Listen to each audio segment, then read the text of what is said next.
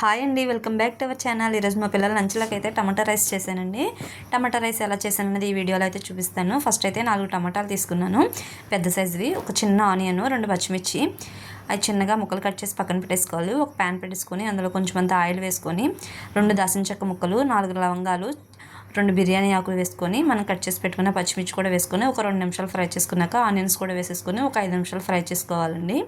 5 నిమిషాలు ఫ్రై అయ్యాక మనం కట్ చేసి పెట్టుకున్న టమాటా ముక్కలు కూడా వేసేసుకొని బాగా ఆయిల్ పైకి వచ్చేంత వరకు కూడా ఫ్రై చేసుకోవాలి. టమాటాలు బాగా సాఫ్ట్గా అయిపోవాలండి.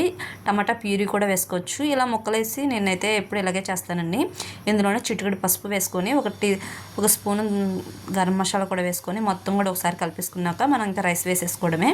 రైస్ వేసుకున్నాక మనం టేస్ట్కి సరిపడా సాల్ట్ కూడా వేసేసుకొని మొత్తం ఒకసారి కలిపేసుకొని లాస్ట్లో కొంచెం అంత కొత్తిమీర వేసుకుంటే మనకు టమాటా రైస్ అనేది రెడీ అయిపోతుందండి.